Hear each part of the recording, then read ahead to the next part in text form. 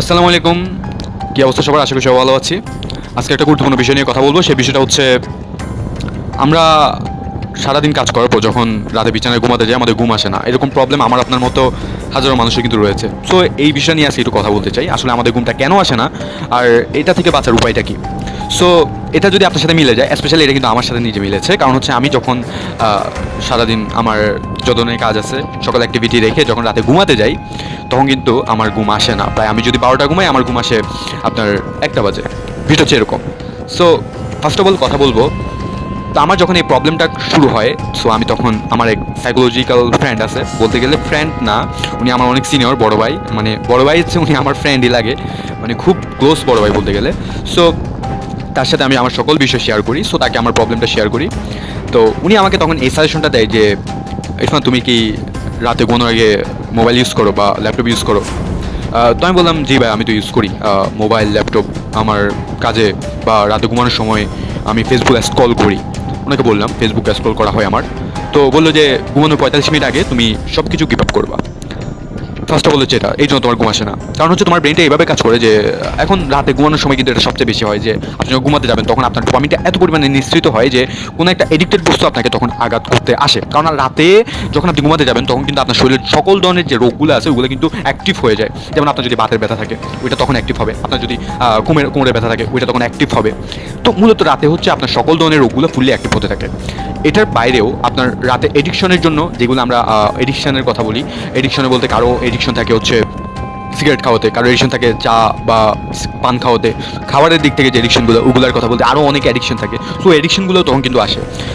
কেন? কারণ ওই সময় এডিকশনটা কেন আসে? ওই সময় এডিকশনটা এই কারণে আসে যে তখন প্রচুর পরিমাণে ডোপামিন নিশ্চিত হয়, কারণ তখন আপনার ব্রেন রেস্ট চায় এবং আপনার ব্রেন চায় আপনি এমন কিছু তাকে দিন যেটা পেলে সে হচ্ছে সন্তুষ্ট থাকতে পারে। আর ব্রেন তখনই সন্তুষ্ট থাকতে পারে যখন আপনার ব্রেনের মধ্যে ডোপামিন নিঃসৃত হয়। তো বিষয়টা উনি আমাকে এভাবে এক্সপ্লেন করে। ঘুম সম্পর্কে বলতে গেলে আরও একটা বিষয় উনি আমাকে ধরাই দেয়, সেটা হচ্ছে যে এখন তুমি সবসময় যেটা করতে পারো সেটা হচ্ছে যোগব্যায়াম বা মেডিটেশন করতে পারো। কারণ হচ্ছে মেডিটেশন করলে তোমার সারাদিনে যে তুমি সকল আদার অনেক বা তোমার বিভিন্ন কাজে, তোমার পড়াশোনার কাজে, তোমার আদার অন্যান্য ক্লাবের কাজে যখন তুমি অন্যান্য মানুষের সাথে কথা বলো তখন কিন্তু তোমার নানা ধরনের ঘটনা, তাদের সাথে নানা ধরনের স্মৃতি কিন্তু উঠে আসে, সেটা ভালো হোক আর খারাপ হোক। সো ওই স্মৃতিগুলো কিন্তু তোমার ব্রেনের মধ্যে তখন ঘুরপাক খেতে থাকে এবং ওগুলো বারবার রিকল করতে থাকে। এতে কিন্তু তোমার ঘুম না আসার পসিবিলিটি বেশি। সো তুমি তখন মেডিটেশনটা করতে পারো। সো মেডিটেশন করলে তোমার এই লাভটা হবে যে তোমার সকল ধরনের যে এই যে দুশ্চিন্তা বলতে এই যে তুমি যেতে কাজ করছো সেখানে কিন্তু তোমার নিশ্চয়ই কোনো খারাপ ঘটনা ঘটছে, সেটা কিন্তু বেশিভাবে ব্রেন তোমাকে স্মরণ করিয়ে দিবে। খারাপ কাজ থেকে ভালো কাজটাকে পরে ইফেক্ট করবে, আগে সে খারাপ কাজটাকে বেশি ইনফেক্ট করে। দেখবে তুমি যখন ঘুমাতে যাবে তখন কিন্তু এই প্রবলেমটা সবচেয়ে বেশি হয়। সেটা হচ্ছে তুমি চিন্তা করতে থাকো যে আজকে আমার সাথে অমুক ছেলেটা একটা কথা বলছে, সে ছেলেটার কথা আমার খারাপ লাগছে, ও আমাকে এটা কেন বলবে, এরকম বিভিন্ন কোশ্চেন তোমার ব্রেনে ঘুরপাক খাবে। সো তোমার তখন ঘুমাতে অনেক লেট হবে। তো তখন তুমি মেডিটেশন করতে পারো।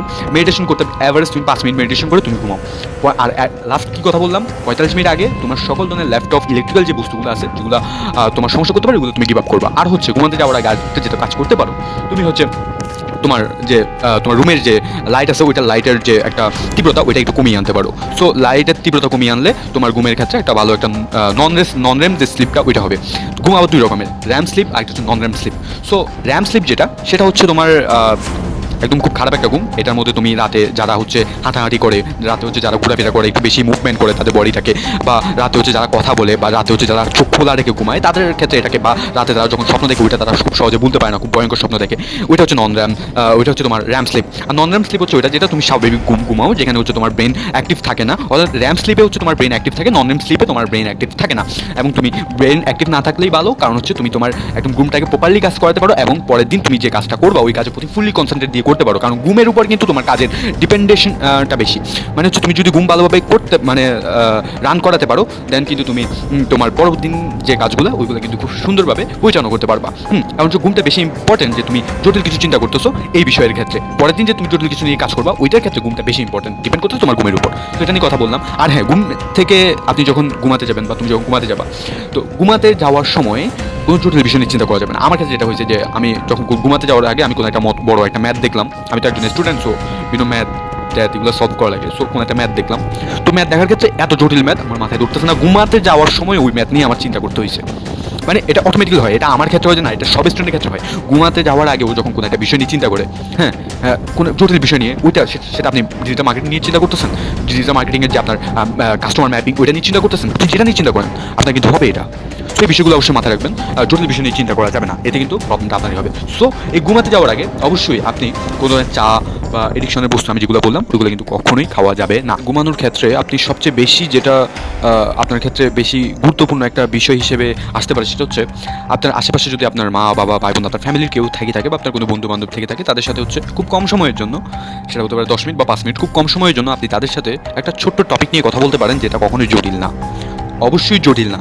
এবং ওই বিষয় নিয়ে কথা বললে আপনি সেখানে নিজের সম্পর্কে কম বলবেন, অন্যের সম্পর্কে বেশি শুনবেন। কারণ হচ্ছে যারা নিজের সম্পর্কে কম বলে অন্যের সম্পর্কে বেশি শোনে, তারাই কিন্তু পৃথিবীতে ভালো কিছু করতে পারে। সো কারণ হচ্ছে এটা কেন বললাম, আপনি যখন অন্যের কথা শুনবেন, এটা যদি আপনি নিজে আগে জেনে থাকতেন তাহলে কি করতেন? তাহলে অবশ্যই এই কাজটা করতেন। কিন্তু এখন যদি আপনি না জেনে থেকে আমার ভিডিওটা দেখে থাকেন, তাহলে আপনি আজকে থেকে এই কাজটা শুরু করা উচিত। ঠিক আছে? মানে অপরজনের বিষয়টা আপনি শুনবেন, নিজের বিষয়টা আপনি লুকায়িত রাখা। সে যদি কোশ্চেন করে আপনি বলবেন।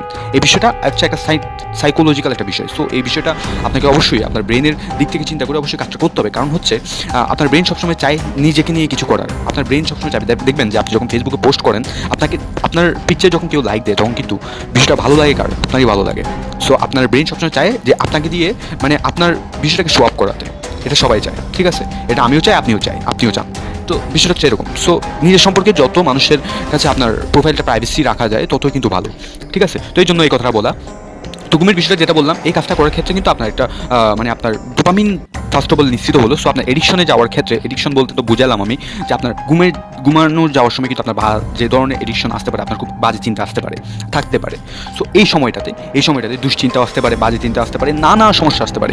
সো ঘুমের ক্ষেত্রে অবশ্যই আপনি এগুলো ফলো করবেন, কারণ ফলো করাটা উচিত আপনার জন্য, ঠিক আছে? সো আমি আজকে অনেক কিছু বললাম। যদি কোনো কিছু আপনি বুঝে না থাকেন আমাকে কমেন্ট করেন আমার কমেন্ট বক্সে, না বুঝে থাকলে কমেন্ট করেন, আমি অবশ্যই রিপ্লাই দিব। আর হচ্ছে অনেক কিছু ঘুম সম্পর্কে যদি বলতে চাই, অনেক কিছু বলা যায়, কিন্তু আজকে আমি চাচ্ছি না ভিডিওটা লং করতে। সো যতটুকু বললাম আলহামদুলিল্লাহ, যদি বুঝে থাকেন আর আপনার যদি কিছুটা হেল্প হয় আমি উপকৃত হব। দেখা হচ্ছে পরে কোনো ভিডিওতে। আসসালামু আলাইকুম।